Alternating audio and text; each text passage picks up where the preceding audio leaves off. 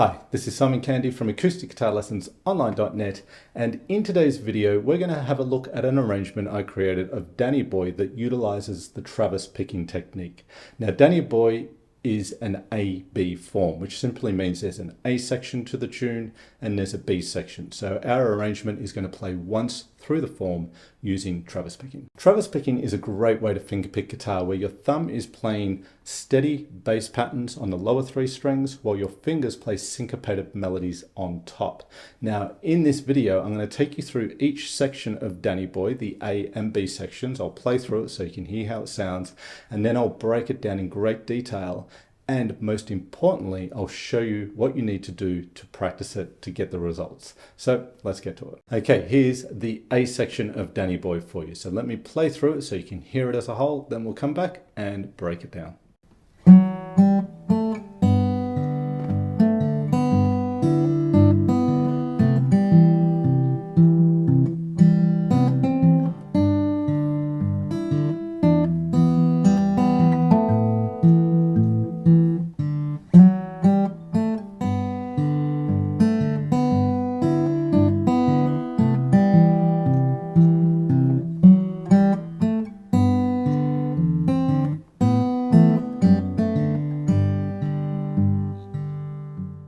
So what we need to realize here with Travis picking is there's two things going on, as I briefly mentioned in the introduction to this video. You've got the thumb doing one thing and your fingers doing another. So the thumb is playing a steady bass part on the lower strings while your fingers play the melody. So we need to break this down. If we just look at the music, tablature or notated, whatever, to the song and just try and play it from the beginning as it is in its finished form, that's going to be very difficult to do if you haven't done this sort of thing before. You need to break it down. So what we need to realize is if we take the sort of opening part to the arrangement, you've got the bass part, right? So if we just isolate that, it's doing this. It's on the G chord, G7, and then the C. Okay, so your thumb is playing what we call a 6/4, 6/4 bass on the G and G7 chords, and then a 5/4 bass on the C chord, being the 5th and 4th strings that we're plucking. Two very common Travis picking bass patterns. And as I said, it's on the beat. 2, 3, 4, 1, 2, 3, etc. Right? Always on the beat when you're doing the bass part. And then we've got a melody that's happening at the same time, and the opening phrase is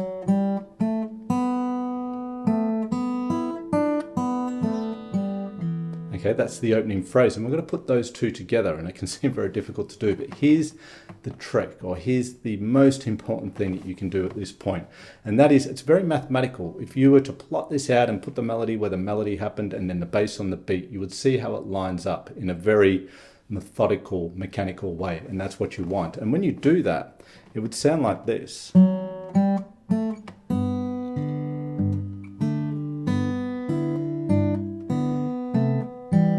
Right? And then you've got the leading to the next phrase. So that's not sounding too musical yet. It's okay, but that's the step you've got to do first, is get the melody in line with the bass. Melody note, then a series of melody notes with the bass, all on the beat, melody, bass, and then this is where you would come in with your next phrase, right? So you line it all up, and you do that as much as you need to get that airtight, if you like. Get that in so that you don't have to think about it. Then you can syncopate it a little bit more, which simply means some of those melody notes move to off beats in between the plucking of your thumb to make it sound a little more musical. And that in our arrangement, there's a lot of ways you could do this. There's lots of nuances and variations, but how I was doing it was like this.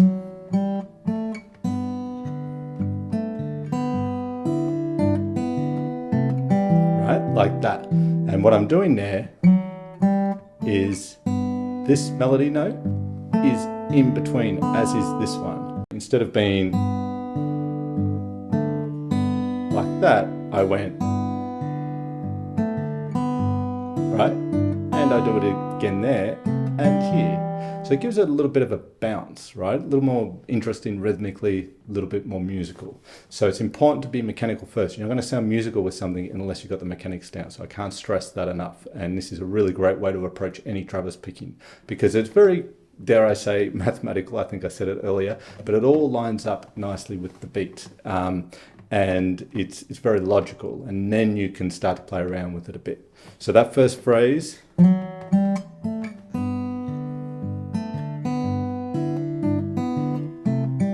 is that. Then we get to the next 4-bar phrase, and I would take the same approach. So here you've got the bass, so you've got the C coming out of that first part, and then you go back to G, you've got E minor, and you've got A minor before you break to bring in the next phrase. So then with that bass line, once you've got that sorted so you can just work on the bass line, then you bring in the melody, it would sound like this. So now into the second phrase.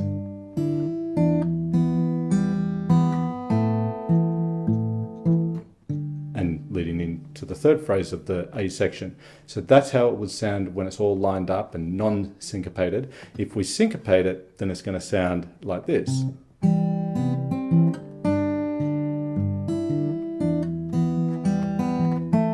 Right, so there, coming out of the first part, I'm off the beat here, and here, and here, right? So same deal. Isolate the bass, find out the melody, see how they line up together, write it out, plot it out, and then put it together and syncopate, okay? So then when we go into the next phrase of the A section, if I do it, well, if we just look at the bass again, so we got back on G. In fact, it's the same as the first 4 bars, so we don't really need to break that down so much. It's actually the same. We're going back on the G, syncopation, and it's here that it changes, right? So it's the bass. We go from a G to G7 again. Sorry, my mistake. We go from G to E minor, half bar on each, A minor to D, and then back to G. So there's a bass note there that's almost not a bass note. It's quite high, but it is just the nature of the D chord, where we play the thumb on the 4th string, and then the 3rd string gets a bass note, the A note at the 2nd fret. So you got the G, E minor, and then D, and then back to G. So if we put the melody with that without syncopating, so just the mechanical approach here first, it's like this.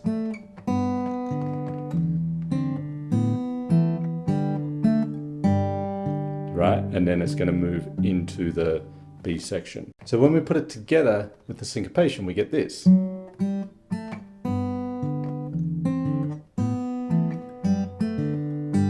the G, and then getting ready for the B section. Now there's one alteration I made there in the syncopation part. If you're watching closely, you might notice when I got to the the D, so here, instead of using the open D as the bass note, I actually put the F sharp in the bass, and that leads nicely to the G. So a little bit of a slash chord, and it allows me to play a lower bass note with the D chord. So sometimes I'll do that on a D chord, particularly with Travis picking. So here is the B section to Danny Boy. I'm going to play it through so you can hear it as a whole, then we'll come back and break it down.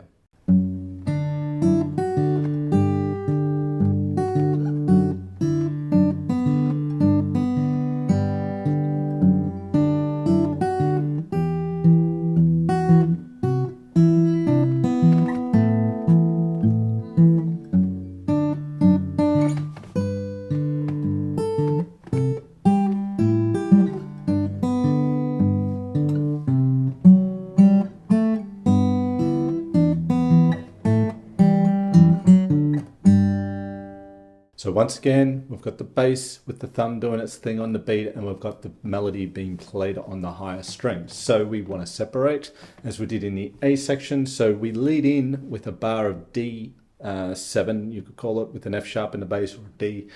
And I'm using this F sharp in the bass so that I can get a 6/4 bass pattern, which leads nicely to the root of the G, which is the first bar of the B section. So you've got your bass here on D, then G, and then you go back to that D with the F sharp, and you go back to the G, and back to the D with the F sharp. So it's actually just between G and D for the first sort of 4 bars of the B section. And when we put the melody with that in a non-syncopated way, just the mechanics as we say here, it would sound like this. And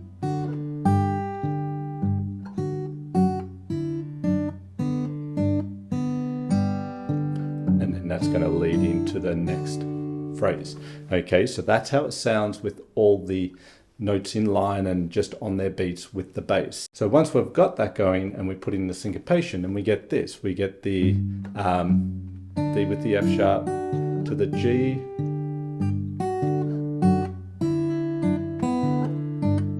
some syncopation there, and then that's leading us into the next phrase there.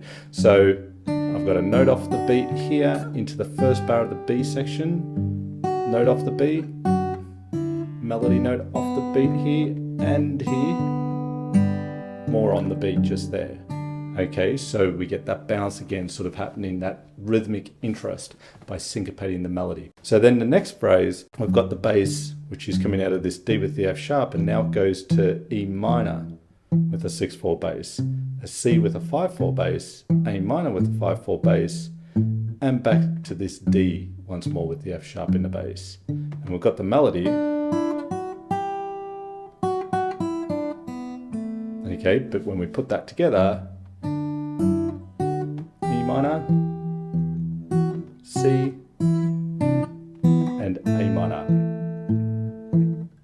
Okay, so that's without the syncopation, just everything in line. Again, play the parts separately, put them together, and then we can syncopate it as we've been doing throughout. And that section would sound like this. E minor, C,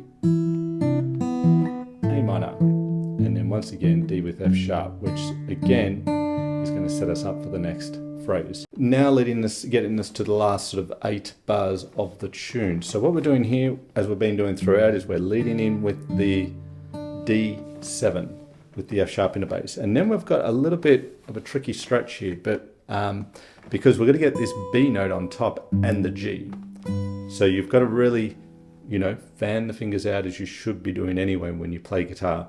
And I've got videos on, you know, your fret hand position and how you should have it positioned to be able to play these sorts of things. So I'll link to that in the top corner now so you can check that out or bookmark it for later. But in a nutshell, we want the fingers fanning out, thumb low on the back of the neck, and we'll be able to get that stretch. Even if you've got shorter fingers than mine, I've met many guitar players, fantastic guitar players, instructors of mine over the years who have had much shorter fingers than me and play unbelievably. So it's more about your hand position. However, it is a bit of a stretch. I can certainly appreciate that. But we need to, so that we can keep this bass going and get the melody note. So if we just look at the bass, it's going to be the first finger playing the G here because the pinky's going to need to grab that note. And then we go to the C and the A minor. So a little bit different on the bass here because of where the melody is. So, but it's still 5/4 bass there. And then back to the 6/4 bass, and then setting us up for the last 4 bars of the tune. So when we put that, well, the melody, I should say, then coming into that section plays this D note 3 times, and then we're up here on this high B, then we're moving down. That's our melody on the higher strings, and then when we put that together, again without the syncopation first, very mechanically, we get this to the C, A minor, and the G. Okay, and when we syncopate it, one way we could do that is this.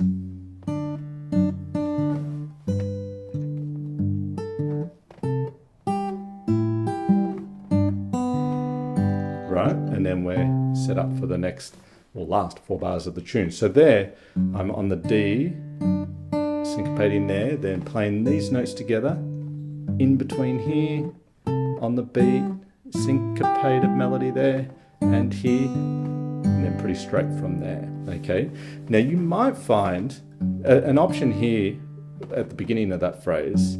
So we got this. You could hit that note first, half a beat early, and then come down on the bass. That might make it easier for you to make that chord change too. So that's a possibility, like that, as opposed to all together. And then the last little part of the tune, we're coming out with the melody, and we've got a G, E minor, A minor, and the D. And with the D, I just play the octaves of F sharp there because one of those notes is a melody note. So it's kind of serving both purposes there actually. It's a little bit different. The melody coming out to the end is this.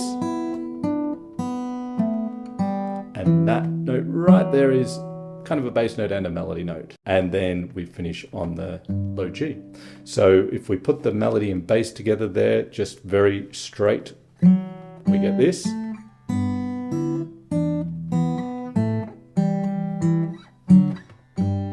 Okay, and then if we syncopate that, we get this.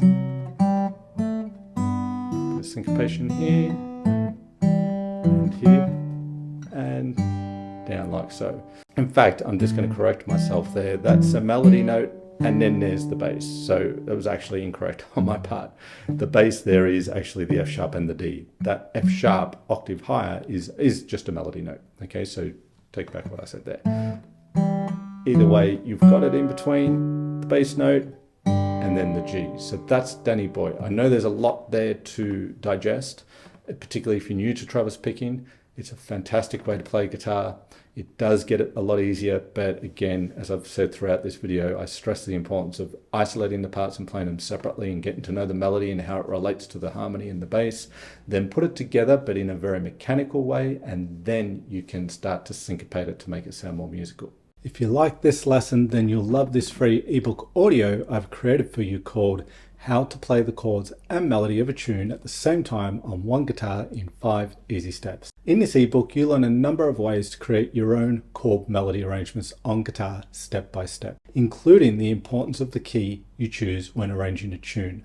The key matters because some will be more friendly than others when it comes to creating your arrangements, making life that much easier for you as a result. You also learn how to use more interesting and varied chords to broaden the scope and sound of your arrangements, in addition to proven methods and strategies for playing and creating chord melody pieces. So click the link in the description below this video and download your free ebook audio, How to Play the Chords and Melody of a Tune at the Same Time on One Guitar in 5 Easy Steps. Let me know in the comments section what acoustic guitar topics you'd like to see covered in future videos. I love to hear from you, and a lot of the things I do cover in these videos are suggested by you. So don't be shy, drop us a line in the comments below. If you like this video, then hit that like button, and if you haven't already, subscribe to the channel. Hit the all-important notification bell button, of course, so YouTube can tell you when I've released a new video. This is Simon Candy from acousticguitarlessonsonline.net. As always, I really do appreciate the time you take to check out my videos. I hope they help you with your playing, and I look forward to seeing you in the next one.